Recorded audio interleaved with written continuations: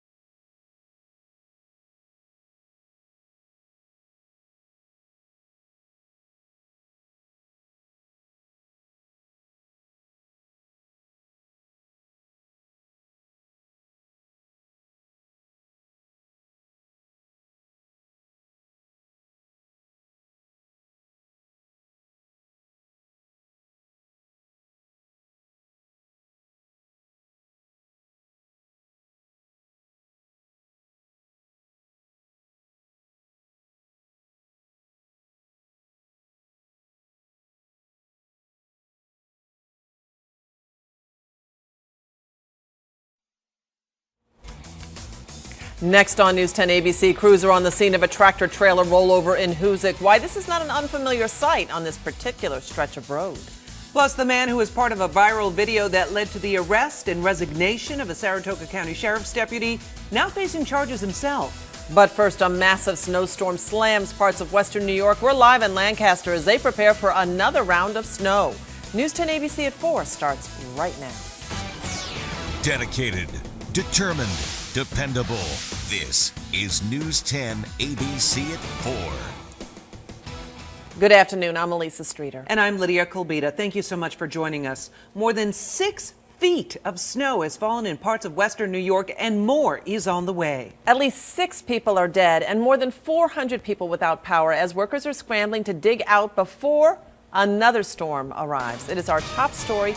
News 10 ABC's Amy Cutler joins us live from Lancaster with more. Amy. Well, Elisa, we're about 30 miles east of Buffalo. We left at about 10:30 this morning, still haven't been able to make it there. And this is part of the reason we're not talking about inches of snow. It is feet of snow here. Now, I'm 5'7". That pile of snow on the side of the road here is taller than I am. These roads, they are slick and slippery. We've seen tractor trailers, big trucks stuck on the side of the road. One just actually left from here. It is a slow go. We've seen people on snowmobiles actually having an easier time getting around. Folks over there on the other side of the road trying to dig out. We've seen a lot of businesses that remain closed, towns and villages shut off as we've made our way here. Now, our goal is to get to East Seneca, New York. That is where a group of firefighters from the Middleburg Fire Department are helping folks out there, responding to 911 calls, helping people dig out. So we're going to get back on the road and have much more coming up live at 5 o'clock. For now, we're live in Lancaster, New York. I'm Amy Cutler for News 10 ABC. Thank you so much, Amy. Now, 5 members of the Middleburg Fire Department are in Western New York helping out crews because of that massive snowstorm. They've been assigned to the Seneca area, arriving at the Emergency Operations Center in Cheektowaga in Erie County early this morning. News 10 ABC's Jennifer Lee has more.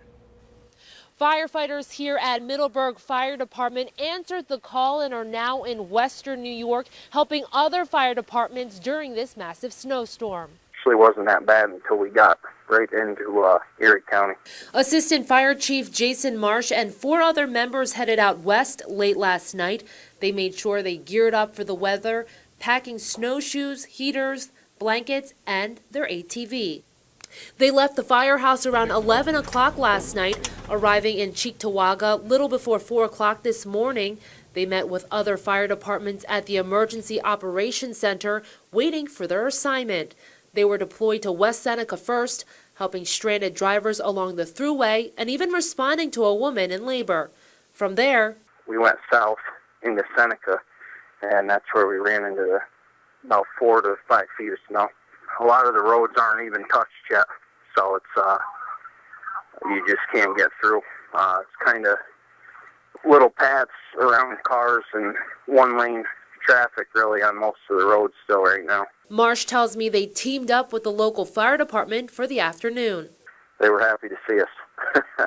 They had a long night. They pulled a lot of people off of the main road through their town too.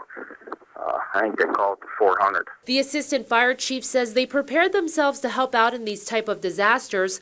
The fire department was in Long Island when Hurricane Sandy hit. Marsh tells me they wanted to help in any way they can, just how other fire departments answered the call out when Middleburg was underwater when Irene hit a couple years ago. Definitely makes you feel better to get out here and help people. And actually some of the department that we're at actually headed out to Schoharie County a couple years ago for Irene. And the firefighters are expected to be out there for the next 24 hours. To follow along their rescue efforts, you can follow me on my Twitter or Facebook page. Reporting in Middleburg, Jennifer Lee for News 10 ABC.